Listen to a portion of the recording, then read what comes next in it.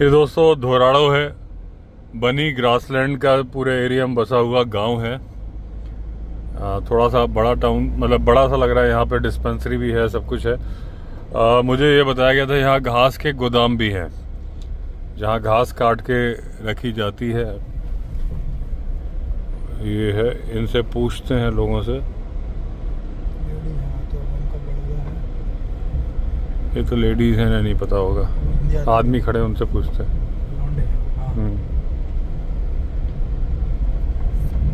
White run जाने का रास्ता शॉर्टकट यहाँ से है। बच्चों ये बताओ, घास के गोदाम कहाँ है? गोदाम, घास के गोदाम पीछे है। वो जो घर से बने वो? हाँ, वो खुला होगा। अभी वो खुला होगा। तुम लोग पढ़ते हो? हाँ, क्या नाम है तुम्हारा? शाहिद। शाहिद। तुम्हारा? जाहिद। जाहिद। अच्छा, शाहिद हो जाहिद? हाँ। भाई भाई हो? एक ही क्लास में पढ़ते हो? कौन सी क्लास में? 8वीं। स्कूल यहीं पे है? स्कूल पीछे है वो। अच्छा, भारत के प्रधानमंत्री का नाम क्या है? उधर छिपने से हो जाएगा, सामने आओ। हाँ, उधर क्यों घुस रहे हो? नाम बताओ प्रधानमंत्री का। मोदी। हैं? मोदी। और राष्ट्रपति का नाम बताओ तुम। गेम है? महात्मा गांधी राष्ट्रपिता है। राष्ट्रपति, प्रेसिडेंट द्रौपदी मुर्मू जी। बोलो। गेम बहुत चलाते हो मोबाइल में? चलाते हो? कम चलाओ, ठीक है, आंखें खराब होती हैं। ये ब्लॉग चल रहा है। हाँ, फोन है तुम्हारे पास? लाओ दिखाओ क्या है। क्या? ब्लॉग में आने वाले हो तुम? तुम्हें सब्सक्राइब करा देता मैं, इंस्टाग्राम पे भी। आपके चैनल का नाम क्या है? विवेक अवस्थी। ये दोस्तों घोरडू में घास के गोदाम बने हैं, लाइन से पीछे भी हैं। अभी तो सब बंद है, घास का सीजन नहीं है। इसमें तो कोई गाड़ी खड़ी है, तो घास यहाँ से परचेज की जाती है शायद, क्योंकि अभी मैंने बच्चों से पूछा, उन्होंने कहा यहीं पे है। अंदर भी जाने का रास्ता बंद है। ये कुछ वॉशरूम वगैरह बनाया जो खरीदने आते होंगे। तो चलते हैं हम ढोलावीरा की तरफ। और जो अभी हमने पढ़ा कि सरकार क्या उपाय कर रही है उस गांडा बबूल यानी प्रोसिपस जूलीफोरा से निपटने के लिए। सरकार ने कई फैक्ट्री लगाई हैं जहां मीथेन में कन्वर्ट किया जाता है। उसके बाद एक मिनट उधर भी देख लें, जहां पे इसको सरकार ने मीथेन की फैक्ट्री भी लगाई है, जहां शिप के लिए फ्यूल बनता है। लोगों को काटने की परमिशन है, क्योंकि जनरली जो रिजर्व एरिया होता है वहां से काटने की परमिशन नहीं होती, लेकिन यहाँ पर परमिशन दी गई है ताकि और सरकार भी जो फॉरेस्ट डिपार्टमेंट है जहाँ जहाँ से काट के इसका उन्मूलन कर रहा है, उसके बाद वो वहाँ पर नए नए घास के बीज लगा देता है। और ये बात सही है, जैसे मैंने अंदाज़ा जताया था कि हेलीकॉप्टर से बिखराया होगा, वरना और कैसे कोई बिखराएगा। तो एरोप्लेन से ये बीज डाले गए थे यहाँ पे। और ये प्रोसिपस जूलीफोरा के बीच में ही गाड़ी चल रही है। तो चलिए, हाँ ये लिखा है, देखिए घास डिपो घोरडा, इस पर लिखा है। ये देखिए, घास डिपो घोरडो, घास डिपो घोरडो, यही है सब डिपो। ये सामने कुछ बना है, मेरे ख्याल से रन महोत्सव जो होता है यही होता है, क्योंकि घोरडो ही दिखा रहा है। तो यही जो, हाँ टेंट वगैरह बहुत सारे लगे हैं यहाँ पे, शायद यही उसका, क्या लिखा है इसमें, प्लास्टिनो उपयोग करनो नाही, यही है। इसके अंदर ही बहुत सारे टेंट, अभी भी टेंट लगे हैं। हाँ, ये तरह तरह के जो अलग अलग रिजॉर्ट है, सरदार स्मृति वन, ये जो एरिया है यहीं पे होता है रन महोत्सव। इसका नाम है घोरडो टेंट सिटी कच्छ।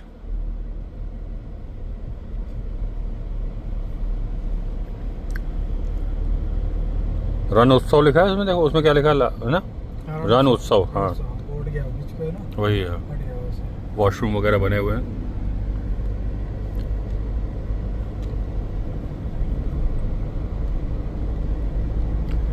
ये है वो जगह दोस्तों जहां पर होता है, ये एक्स्ट्रा टैंक बना है, रण उत्सव लिखा हुआ है,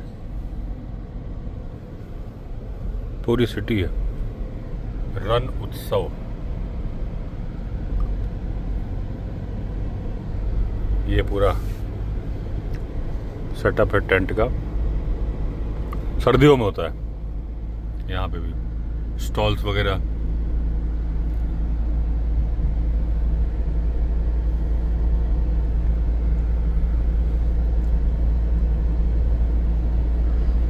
अब लगी है दोस्तों भूख।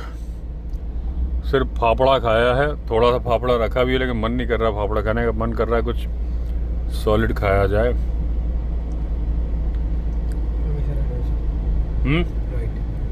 राइट की लेफ्ट? राइट। सफेद रन वाइट डेजर्ट तो सीधे बता रहा है। धौलावीरा लाया ना मैंने। इधर वाइट रन रिजॉर्ट है वो सामने, फिर राइट का। Dholavira 87 kilometre, right. खावड़ा 28 और काला डूंगर 45। तो चलिए दोस्तों चलते हैं वापस। धौलावीरा से 5 किलोमीटर पहले ही हमारा रिजॉर्ट है। हम डायरेक्ट धौलावीरा जाएंगे क्योंकि शाम को धौलावीरा बंद हो जाता है। ये पूरा इलाका बनी ग्रासलैंड का इलाका है और अच्छा लगा आके यहाँ पे। बस ये दिक्कत हुई तो केवल गांडा बबूल। ये देखिए यहाँ पे ग्रासलैंड दिख रहा है सामने दूर दूर तक, उधर भी दिख रहा है अगर स्टार्टिंग के बबूल छोड़ दिए जाए तो प्रोसिपस जूलीफोरा, ये बबूल जो दिख रहा है ये ना हो तो जो सामने ग्रासलैंड है जहाँ सूखी सूखी घास लगी है, एक टाइम पे हरी लगती है और ये पूरा इकोसिस्टम संभाले रहती है। चलिए मिलते हैं धौलावीरा में। यहाँ क्लियर व्यू दूर दूर तक ग्रासलैंड। ये बनी ग्रासलैंड है। अभी यहाँ पे जो चीते आ रहे हैं फिलहाल उन्हें छोड़ा नहीं जाएगा, फिलहाल वो एक बाड़े के अंदर रहेंगे। एक तरह से ब्रीडिंग सेंटर रहेगा। फीमेल ज़्यादा आ रही हैं, मेरे ख्याल से 3 या 4 फीमेल है, शायद एक मेल आ रहा है, लेकिन बाद में तो छोड़ा ही जाएगा जब नंबर्स बढ़ जाएंगे उसके बाद। ये देखिए सारे ग्रासलैंड्स हैं यहाँ पे। यहाँ पर वो बबूल नहीं है और बारिश में इनमें पानी भर जाता है। रोड तो ऊपर रहेगी, बाकी जगह पानी भर जाएगा और उसके बाद जब पानी खत्म होगा तो बड़ी बड़ी घास हो जाएगी, जिसके लिए इसे जाना जाता है बनी ग्रासलैंड के नाम से। यहाँ पर चक्रवात उठते हैं, साइक्लोन। दोस्तों धौलावीरा ये सिंधु घाटी सभ्यता हड़प्पा टाइम का है। Dholavira metropolis of Harappan civilization. यह है दोस्तों धौलावीरा का एंट्री पॉइंट।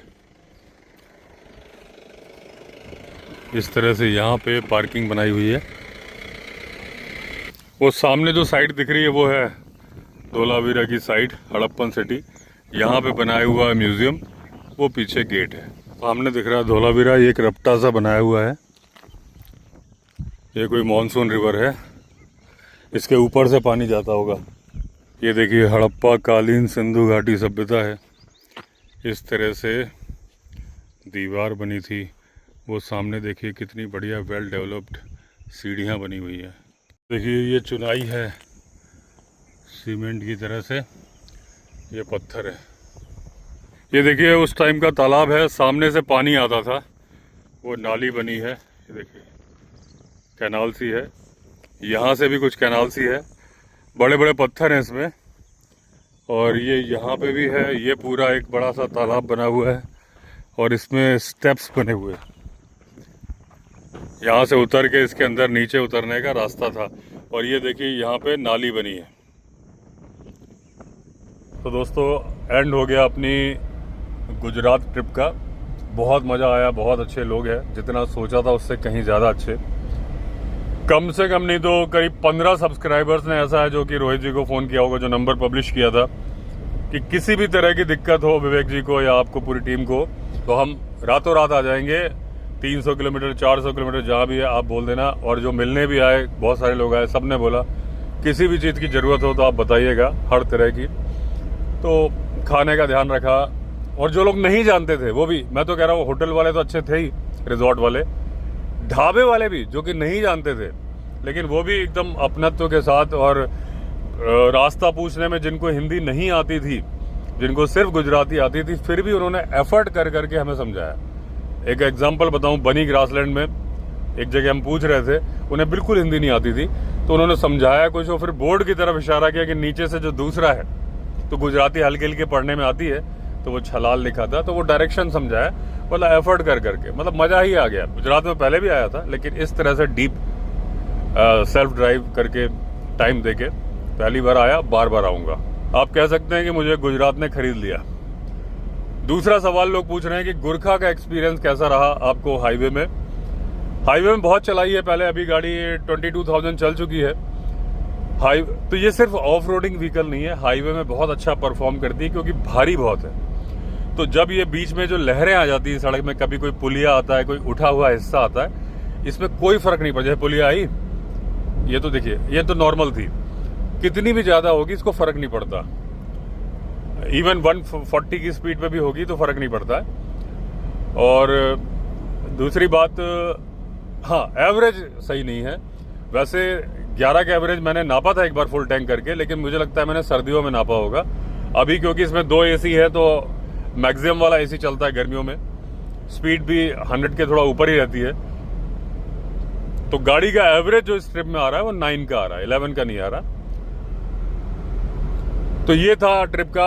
ऑफ रोडिंग में ये गाड़ी अच्छी है, लेकिन हाईवे पे बहुत अच्छी है सेफ्टी के साथ, क्योंकि एबीएस वगैरह भी है, तो कोई ऐसा भी नहीं कि टर्निंग पे कोई, हाँ, ड्राइवर तो समझदार होना ही चाहिए। अगर समझदार नहीं होगा तो वो ड्राइवर सेडान को भी पलटा देगा। तो ये सीन है कि बहुत बढ़िया रहा, बहुत ही सक्सेसफुल ट्रिप रही। अब कल पहुंच जाऊंगा इंदिरापुरम। कुछ बड़े पॉडकास्ट चैनल हैं 3, उनका ऑफर आया, तो बातचीत होगी, टाइमिंग अगर सेट हो गई तो वो उनमें से कुछ देख के, सारे तो नहीं हो पाएंगे मुझे मालूम है, सारे होना ठीक भी नहीं है, एक साथ सारे होंगे तो फिर कौन देखेगा सारे आ जाएंगे तो फिर चला जाऊंगा जंगली रिजॉर्ट। तो अभी हम निकले हैं इंदिरापुरम की तरफ, गणेश जी का नाम लेके, बजरंग बली का नाम लेके, और फिर मिलते हैं आपको जंगली रिजॉर्ट में। दोस्तों 18 दिन बाद मैं जंगली रिजॉर्ट आ गया। दिल्ली में बहुत ज़्यादा गर्मी थी, गुजरात में भी गर्मी थी, यहाँ भी ऐसा नहीं कि गर्मी नहीं है, लेकिन कंपैरिजन करोगे तो बहुत कम है। अभी तो देखो आप, बादल आ गए, लग रहा है बारिश भी आएगी, एकदम बढ़िया माहौल हो गया। गर्मी थी लेकिन कंपैरिजन करोगे तो कम थी। और अभी अपना कटहल लगा हुआ है, अभी तुड़वाता हूँ उसको, एक आध दिन सब्जी बनवाऊँगा। मम्मी बहुत बढ़िया सब्जी बना गई थी कटहल की, जैसे बचपन में खाता था। पुष्कर से पूछूंगा, उसने सीखा तो था, बना पाएगा क्या वैसे। ये आम पक गए हैं दोस्तों, एकदम मीठे आम, चकाचक। अभी अभी मैंने खाया है, वीडियो बाद में बना रहा हूँ। ये देखिए, पेड़ पे पके हुए आम खाने का आनंद ही कुछ और है। पेड़ से डायरेक्ट तोड़ो, यहाँ से नहीं, यहाँ से तो गिर जाएंगे, नीचे जाके पूरे में लगे हैं यहाँ से वहाँ। आज ग्रुप था, 9 लोग और बच्चे थे, तो आम ले गए। आम तो अच्छी बात है ले गए। हाँ, थोड़ा सा नाशपाती तोड़ रहे थे तो मुझे लग रहा था भाई अभी क्यों तोड़ रहे हैं नाशपाती। नाशपाती तो जुलाई में पकती है। ये देखिए, यहाँ से मैं जूम करके दिखाता हूँ, नाशपाती ये लगी हुई है। हाँ, वैसे मैं जब गया था तब नहीं पकी थी, अब खाने लायक हो गई है। अभी शाम को तुड़वा के नाशपाती भी देखता हूँ कैसी है।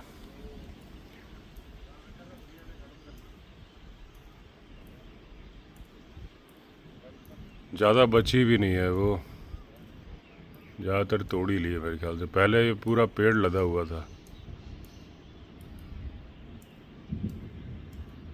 थोड़ी यहाँ लगी हुई है, देखिए पीछे दिख रही है ना।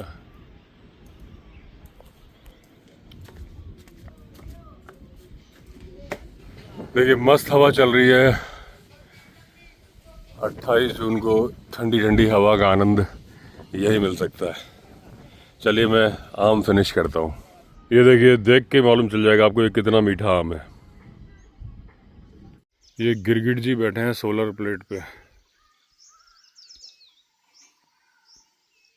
ये देखो सर्दी में गर्मी का एहसास ले रहे हैं लगता है। मौसम बहुत सुहाना है, लेकिन दिक्कत यह है कि रात से लाइट नहीं है। ज़रा सी हवा चलती है कि बिजली वाले लाइट काट देते हैं। मोबाइल की बैटरी 8% बची है। पावर बैंक है मेरे पास, नहीं तो फिर जनरेटर चलाना पड़ेगा। आज दोस्तों मानसून आ गया। पहली बारिश हुई थी रात को, आवाज़ तो बहुत आ रही थी, मुझे लगा नाला चल रहा होगा। विंडो से देखा नाला नहीं चल रहा था, एक्चुअली छत का पानी गिर रहा था ना, उसकी आवाज़ आ रही थी। लेकिन बारिश अच्छी ज़ोरदार थी। वो देखिए सामने बादल, ये देखिए, और रास्ता ख़राब नहीं हुआ है। मतलब इतनी भी नहीं आई कि, क्योंकि जो मतलब धीमे धीमे होती रही होगी ना, जब तेज़ी से आती है ना तो पानी बहुत तेज़ी से आता है। एक दिन में ही रास्ता ख़राब हो जाता है नदी वाला, लेकिन अभी हुआ नहीं है।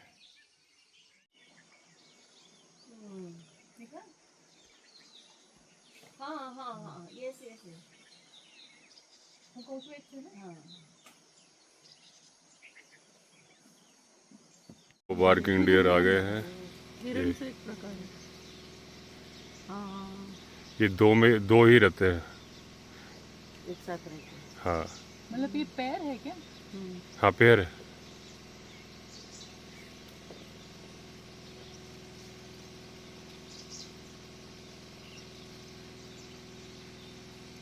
और उसके नीचे ही टिटहरी भी चल रही है, जो आप बोल रही थी ना, जहाँ बार्किंग डियर है उसके पास में ही। नहीं, मैना है, तो मैना, अच्छा उसको दौड़ा रहा है मैना को दौड़ा रहा है।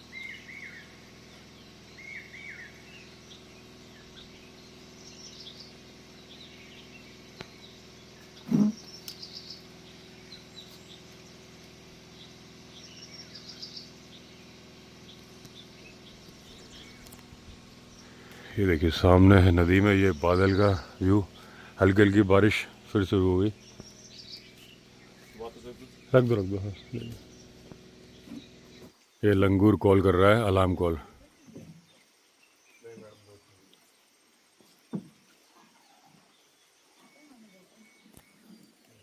अभी दोस्तों बीना टोपी वाला जी आई थी टू नाइट से, आज उनकी फ़्लाइट है दिल्ली से 4 बजे। अभी निकल गई हैं, तो वहाँ से विंध्यवासिनी से फ़ोन आया। रात भर बारिश हुई थी, लेकिन जनरली क्या है कि विंध्यवासिनी की नदी तब तक नहीं आती। हमारा ये है कि ये जो नाला चल रहा होता है, अगर ये नाला चल रहा है तो आती है, और नीचे भी नहीं चल रहा है।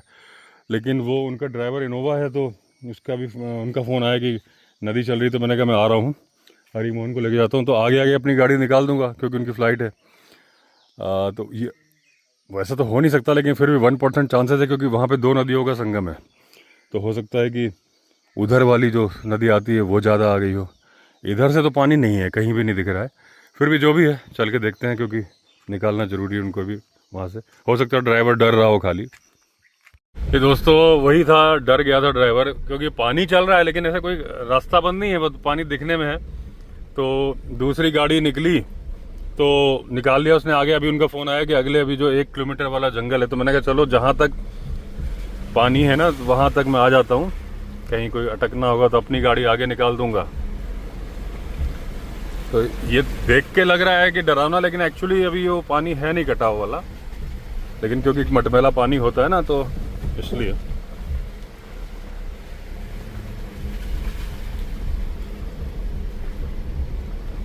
तो यहाँ से निकाली है ना, हम भी यहीं से निकालेंगे, वहीं से निकालेंगे, यहाँ से निकलती है यहीं से। वहाँ गड्ढा हो गया होगा।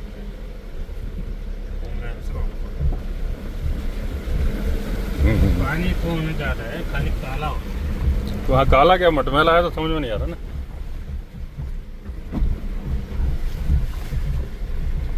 तो निकलवा दी दोस्तों गाड़ी उनकी। कुछ भी नहीं था, देखने में लग रहा है खतरनाक, लेकिन पानी अभी ऐसा कुछ नहीं है।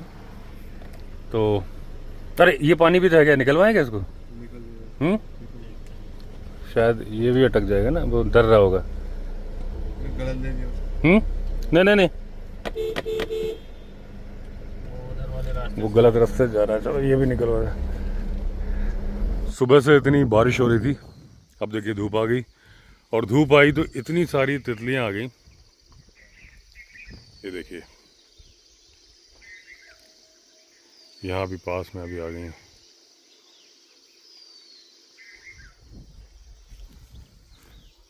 ये देखिए पूरे में तितलियाँ ही तितलियाँ हैं। पीछे भी जहाँ तक निगाह जा रही है वहाँ तक बटरफ्लाइज हैं सारी तरफ। पता नहीं कैमरे में आ रही हैं कि नहीं आ रही।